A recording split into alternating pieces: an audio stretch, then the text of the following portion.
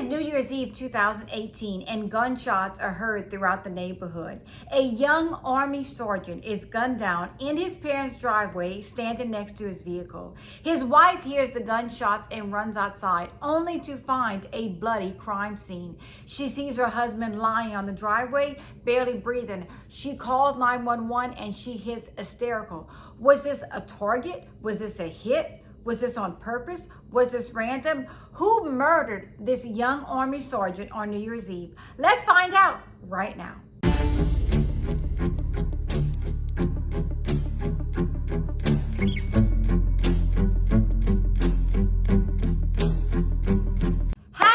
Wednesday, my Cajun cuties. Yes, it's me, Anne Marie, aka the Cajun Crime Queen from Carriacou, Louisiana. Cajun born, Cajun bred, and when I die, I'll be Cajun dead. I hope after this video that you like, subscribe, and comment, and don't forget to press notification bell so you never miss a video from me, Anne Marie. And as always, thank you all for joining me on this Wicked Wednesday evening as we discuss another true crime case. How are y'all doing on this New Year's Eve evening? Yes, today is New Year's Eve 2025. I hope you're having a great day so far. I hope you're having an exciting evening plan, or y'all may just be like me. I like to spend New Year's Eve at home with my family, not doing much, and I hope y'all are all safe tonight. Tonight, I'm bringing y'all back to New Year's Eve 2018 in Michigan, where a young Army sergeant is gunned down minutes before midnight in his parents' driveway. Yes, today we are talking about Sergeant Tyrone Hassell III. Tyrone was born August 23rd, 1995 in Benton Harbor, Michigan to his parents, Tyrone Jr. and LaShonda. And in 2013, Tyrone graduated high school with honors. And in 2015, when he was attending his second year in college, he decided to enlist in the United States Army, where he received multiple awards. However, his biggest award was being promoted to Sergeant Hassell on October 31st, 2017. And in May of 2017, Tyrone married Specialist Kamira Martin, who also served in the United States Army. And they welcomed their beautiful son, Tyrone Hassell IV. Sergeant Tyrone Hassell III was a devoted soldier, father, son, husband, and grandson. He loved basketball, he loved baseball, he loved track. Everything I read about Tyrone was that he was an amazing athlete and always strived to be the best. He loved playing with his dogs, he loved friends and family. He was just all around a good man.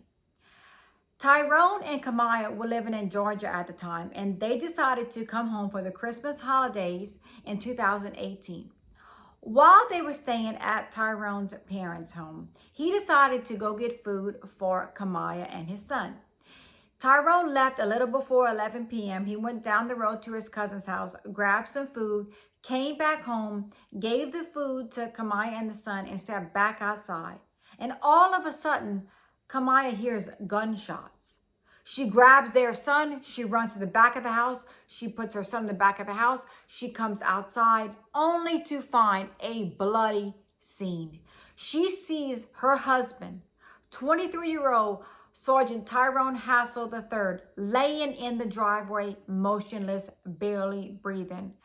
She grabs the phone, she calls 911. She is hysterical. She doesn't know who shot her husband, what happened, what's going on, where did all these gunshots come from, is somebody still around? She is so very scared at this time. She calls Tyrone's dad, Tyrone Jr. She's like, hey, you need to get here. There were gunshots. Tyrone has been shot. He's laying motionless in the driveway. The ambulance comes. They look at Tyrone, and Kamira is just besides herself. When I watched the video of Kamira as they were loading her husband up, I mean, she is just going crazy. She is absolutely going crazy. But the police need to get Tyrone in the ambulance to take him to the hospital, and they need to clear the scene to know exactly what happened to Tyrone.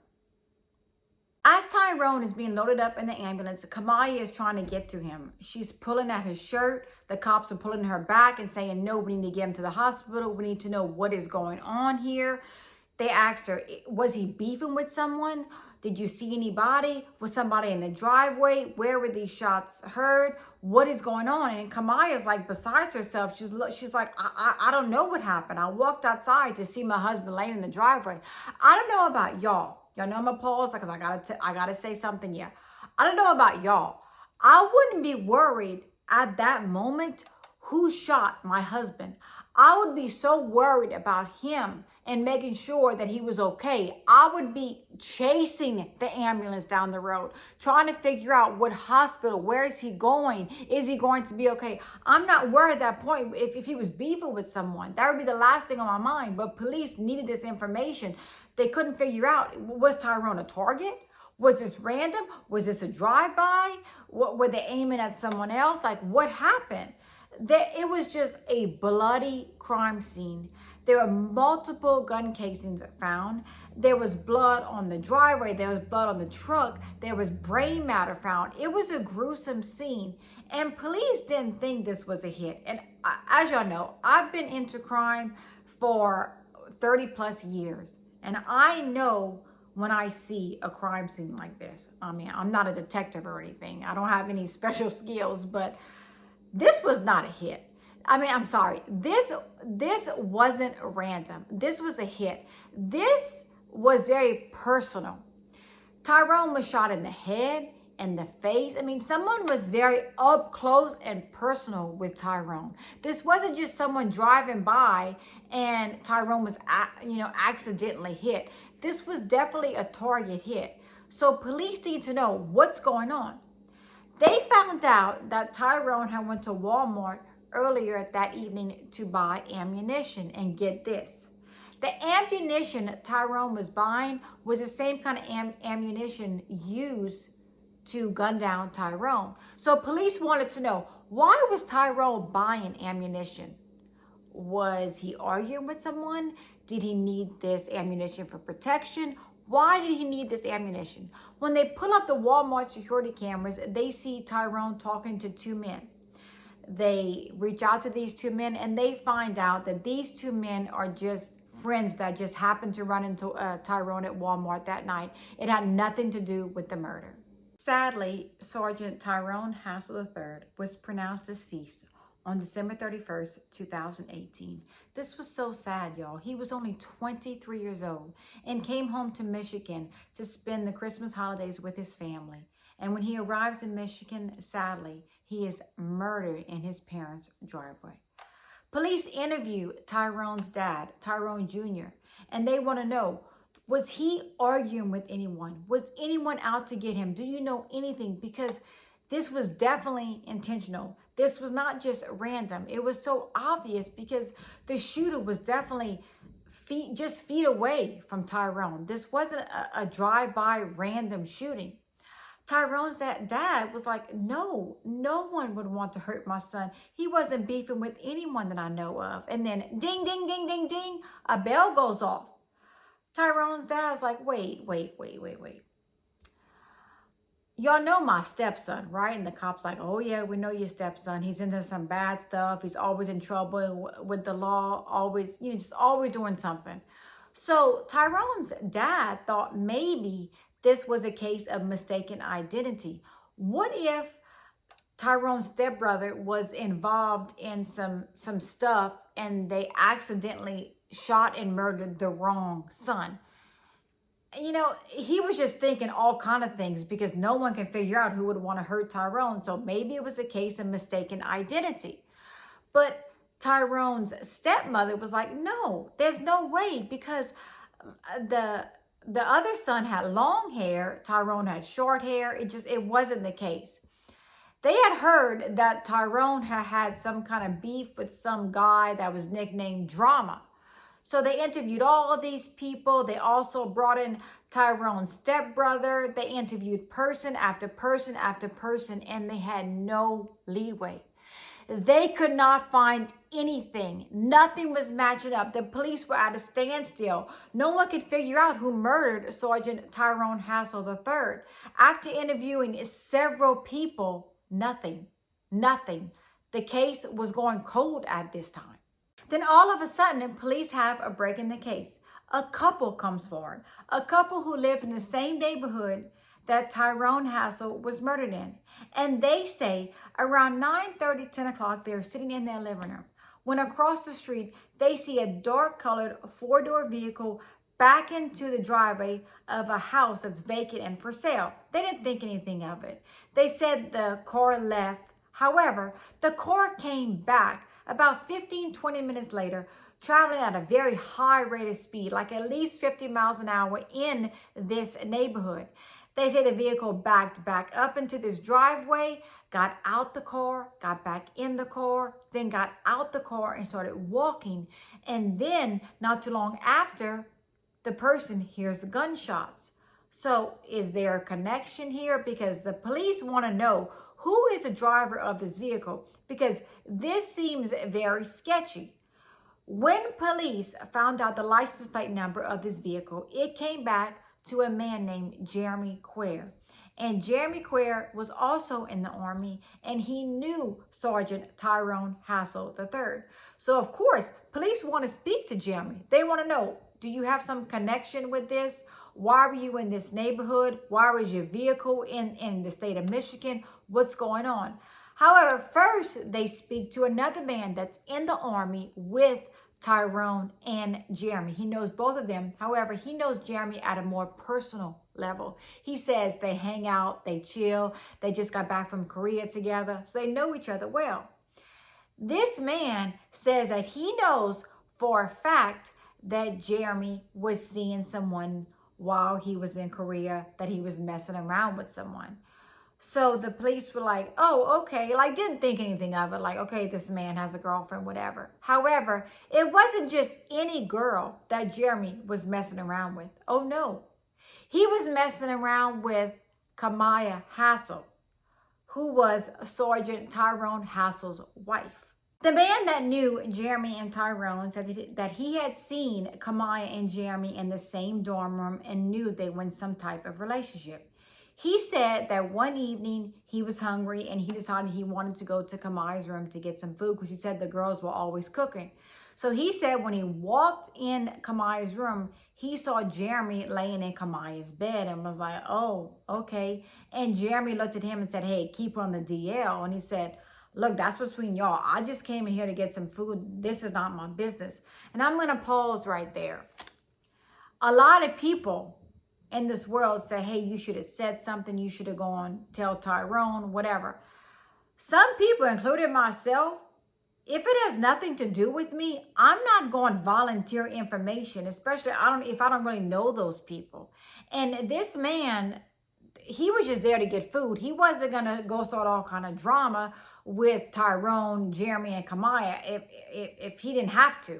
Now, I'm going to tell y'all this. If that was me in that position and I walked in on all of this, knowing me, I'm not saying nothing. If I don't know you like that, if we don't hang out, if we're not close, I'm just there to go get food, I'm not saying nothing. Now, if you one of my good friends and I see one of my good friends' man lay in another woman's bed, I'm saying something, no question. But this man just was like, okay, like that's between y'all, you know, I'm not in this. However, the police want to know what's going on. Is there some type of connection here? Because this was definitely a planned hit. Was Kamaya involved in this situation? Was Kamaya a victim? Was Jeremy obsessed with Kamaya and wanted Tyrone out the picture?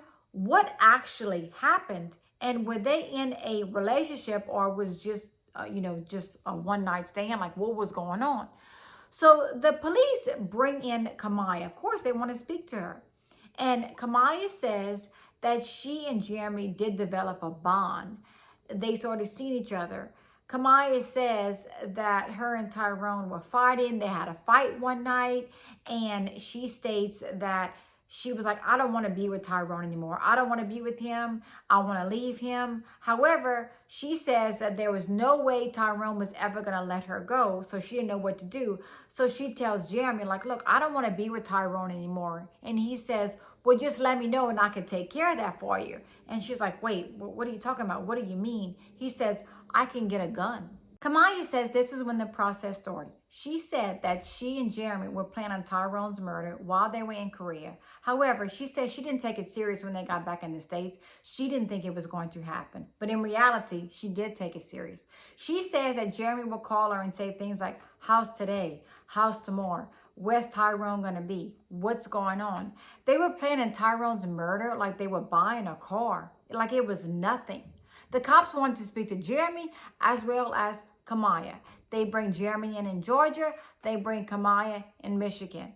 And while interviewing Kamaya, she says that she didn't feel that Tyrone was taking care of her. That they would work, her and Tyrone worked the same amount of hours, but she always had to come home and take care of the baby. That he wasn't, spending that much time with her. But Jeremy said, don't worry, you're going to have breaks. I'm going to take care of you. I'm going to spend time with the baby. We're going to be together.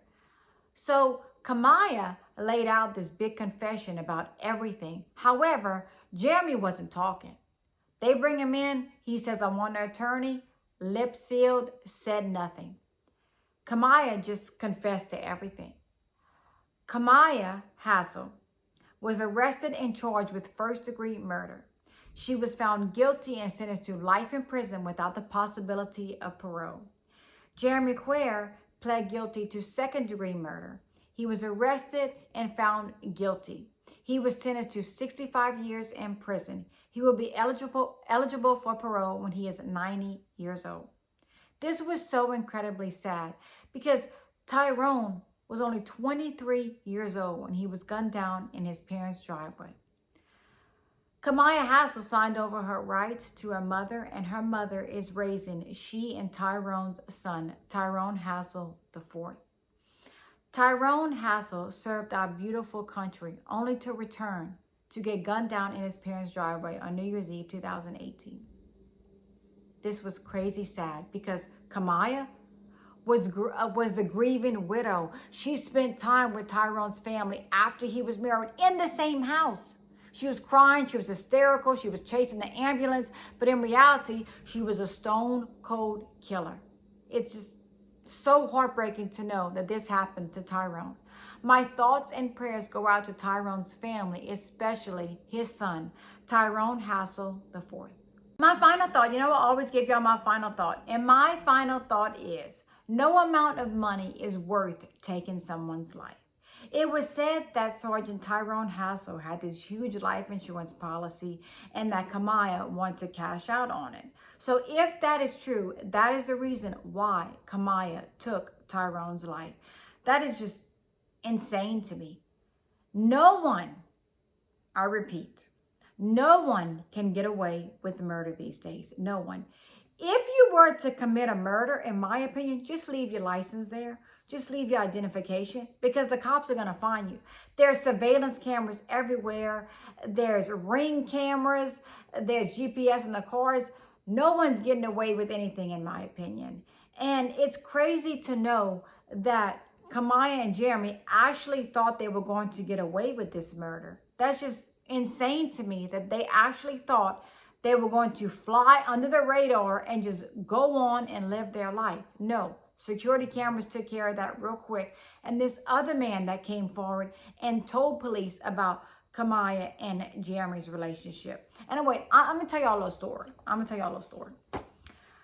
About 20 plus years ago, this was before I had kids. I was in Walmart, Target. I don't know where I was. Wherever I was in the CD section. I'm showing my age, okay? They were selling CDs, and I was in the CD section, either Target or Walmart. And I saw this girl that I knew. She was an acquaintance. I knew her from one of the restaurants she worked at, but we didn't hang out or nothing. I knew this girl was married. I had seen her with her husband several times. I saw her at Walmart or Target with another man, like kissing, like hugging on each other. And I'm like both of us saw each other and was kind of like, okay, like, I know you're married and she knows I know she was married, but I would never say anything. I never said anything to this day. That's not my business. You want to do what you want to do. That's your business on your time. However, thankfully, this man came forward and said something about Jeremy and Kamaya, because who knows if he wouldn't have came forward, who knows what could have happened. But everything was out in the open, and this was just a very sad case. I hope after this video that you like, subscribe, and comment. And don't forget to press notification bell so you never miss a video from me, Anne Marie. And as always, thank y'all for the love and support. And for you, I am truly grateful. And as always, stay safe. Always be aware of your surroundings. And always know that I'm here for each and every one of you. I hope you all have a safe and happy New Year. And I will see y'all next week with more Cajun Crime Queen videos. I love y'all all. Bye.